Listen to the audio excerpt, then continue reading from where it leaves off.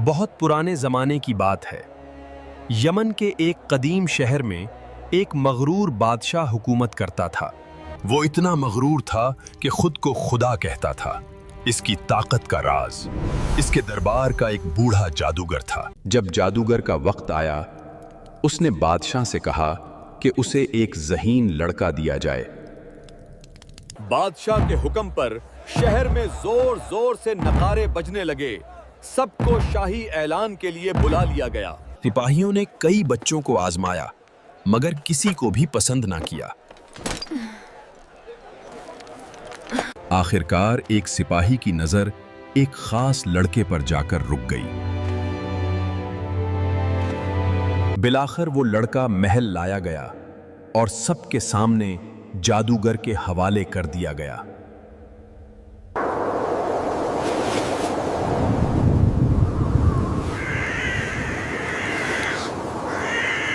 वो रोजाना सुबह सवेरे घर से निकलता और उसी रास्ते से महल की तरफ चल पड़ता। इसी रास्ते पर एक छोटी सी झोंपड़ी थी जहां एक नेक राहिब रहता था। एक दिन लड़का वहीं रुक गया और झोंपड़ी के अंदर झांकने लगा। जब लड़के ने राहिब की बातें सुनी तो उसे वो जादूगर की बातों से कहीं ज्यादा सच्ची लगी। आहिस्ता आहिस्ता उसके दिल में एक नया सुकून उतरने लगा। महल के नीचे इसी तारीक तह खाने में जादूगर का खौफनाक ठिकाना था। इसी तारीक तह खाने में जादूगर उसे गुमराही सिखाता और खौफनाक काला जादू पढ़वाता था। लड़के का जिस्म वहां होता, मगर उसका दिल राहिब की बातों के साथ जुड़ा रहता। राहिब के पास रुकने की वजह से वो अक्सर जादूगर के पास लेट पहुंचता था और घबराहट में दौड़ता हुआ आता। कहां रह गए थे तुम? ये आने का वक्त है। घर पहुंचता तो वहां भी माँ बाप उसकी देर पर सख्ती से डांटते। मैं फंस गया हूँ। वहाँ देर से जाऊँ तो गुस्सा करते हैं, घर आऊँ तो यहाँ भी डांट पड़ती है। मैं क्या करूँ? बेटा, घबराओ नहीं। जब जादूगर पूछे तो कहना घर वालों ने रोक लिया, और जब घर वाले पूछें तो कहना जादूगर ने रोक लिया। उसने राहिब के मशवरे पर अमल किया और यूं दोनों तरफ की मुश्किल आहिस्ता आहिस्ता आसान हो गई। वक्त गुजरता गया, लड़का बड़ा होता गया और उसका ईमान पहाड़ की तरह मजबूत हो गया। एक दिन एक बहुत बड़े खौफनाक दरिंदे ने लोगों का रास्ता रोक लिया। कोई भी आगे आने की हिम्मत नहीं कर रहा था। सब डर के मारे चट्टानों के पीछे सहमे बैठे थे। तब वो लड़का आगे बढ़ा। उसने दिल में सोचा, आज फैसला करने का वक्त है। उसने दिल में सोचा, आज मुझे पता चल जाएगा कि जादूगर सच्चा है या राहिब।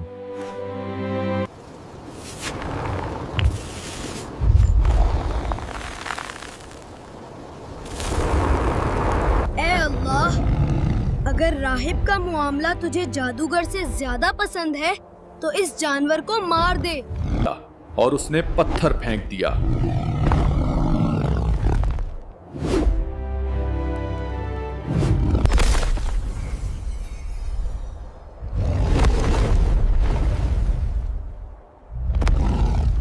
वो पहाड़ जैसा जानवर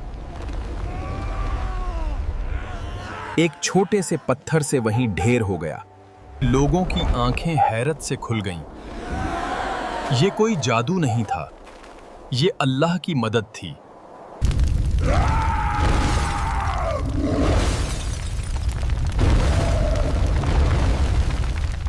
लड़के की शोहरत आग की तरह फैल गई।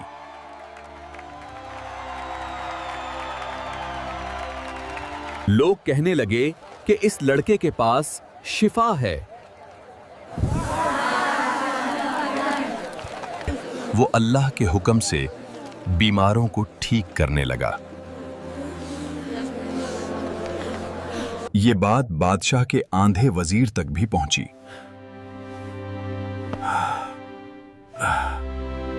अगर तुम मुझे शिफा दे दो तो ये सारा सोना तुम्हारा है। मैं शिफा नहीं देता, शिफा सिर्फ अल्लाह देता है। अगर तुम अल्लाह पर ईमान ले आओ तो मैं दुआ करूंगा। वजीर मान गया। लड़के ने दुआ की।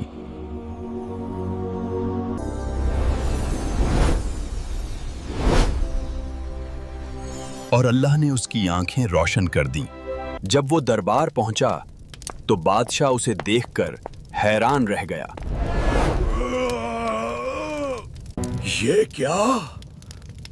तुझे ये बैनाई किसने वापस दी? मैं यहां सवाल पूछता हूं, जवाब देने वाले नहीं। बता, तूने ये शिफा किससे सीखी?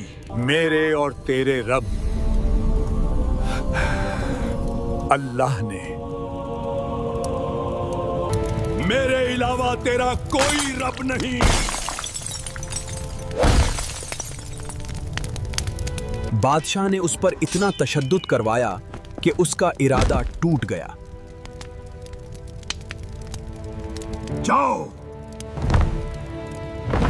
इस जादूगर लड़के को अभी गिरफ्तार करके लाओ।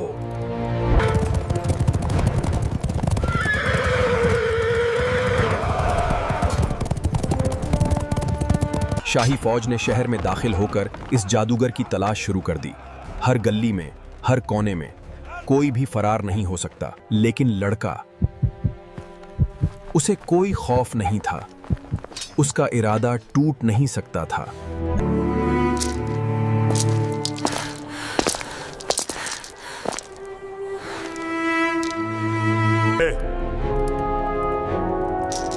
क्या तूने वजीर को ठीक किया? मैंने नहीं, अल्लाह ने किया। फिर उस बूढ़े राहिब को भी पकड़ लाया गया।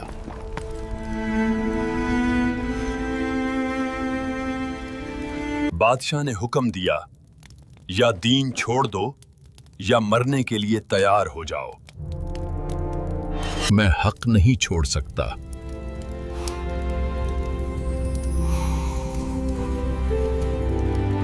राहिब मुस्कुराया, ना खौफ से, ना दर्द से, बल्कि रूहानी कामयाबी की खुशी से।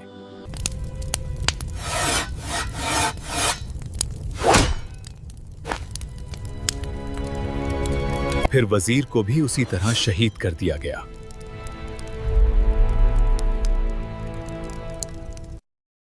अब सिर्फ लड़का बचा था।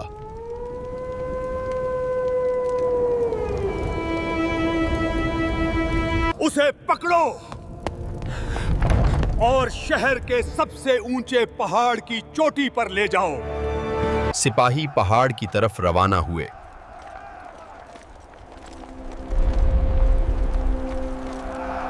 जब उन्होंने उसे नीचे गिराना चाहा,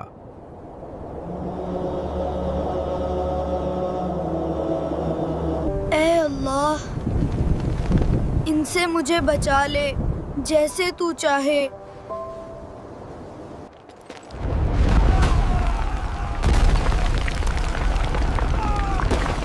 पहाड़ लर्ज उठा।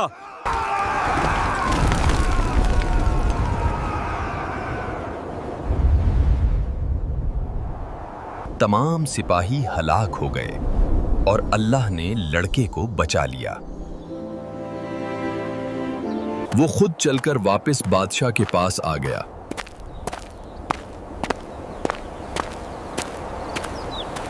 तू जिंदा कैसे है? तेरे साथी कहां हैं?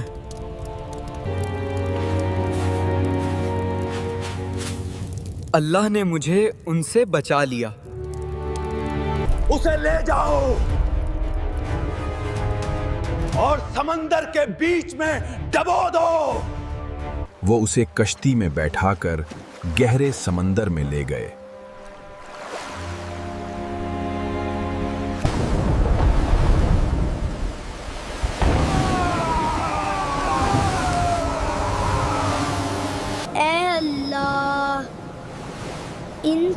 मुझे बचा ले।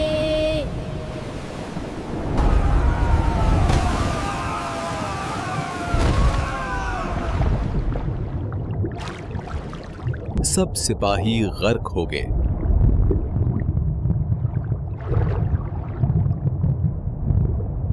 और लड़का फिर बच गया।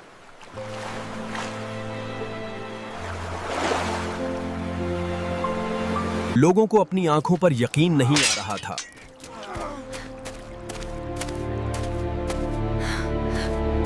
ये मरता क्यों नहीं? ये इंसान है या जिन? लड़का फिर वापस आ गया। अब बादशाह के पास कोई रास्ता नहीं बचा था। तू मुझे तब तक नहीं मार सकता जब तक मेरी शर्त ना माने। लड़के के कहने पर पूरे शहर को एक मैदान में जमा किया गया। इसे खजूर के दरख्त के साथ खड़ा कर दिया गया ताकि सब लोग इसे देख सकें। मेरे ही थैले से एक तीर निकालो।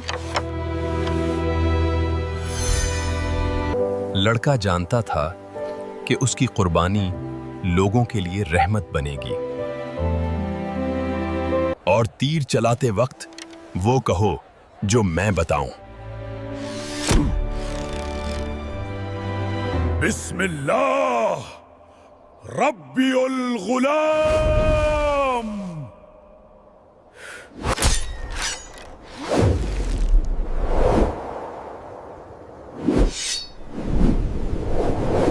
तीर लगा और वो अपने रब की जन्नत का मेहमान बन गया।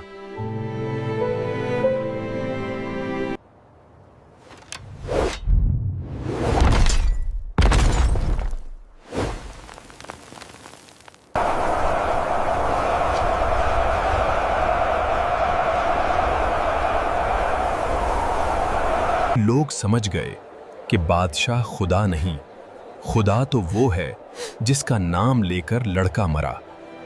हम इस लड़के के रब पर ईमान लाए। हम रब्बुल गुलाम पर ईमान लाए। नहीं, ये क्या कर दिया तुमने? खंदकें खोदो, फौरन सबको यहां जमा करो।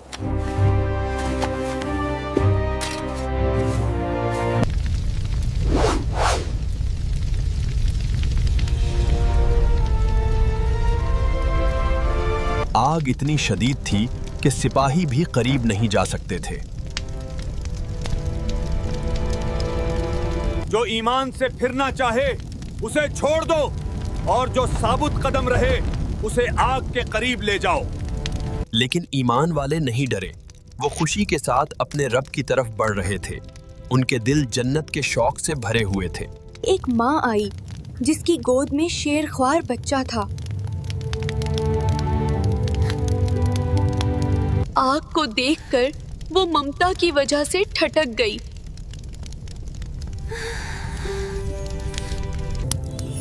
तब अल्लाह ने उस बच्चे को बोलने की ताकत दी।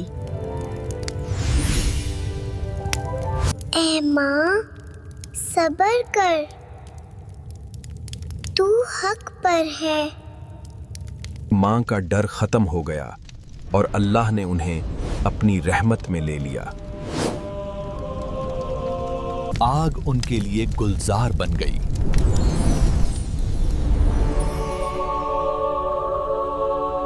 बादशाह ने जिस्म तो जला दिए, लेकिन ईमान को नहीं मार सका।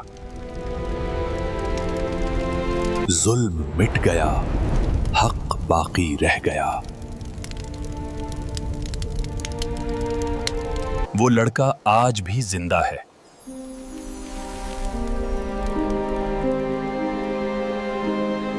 इसकी कुर्बानी की दास्तान हवाओं ने पूरी दुनिया में फैला दी।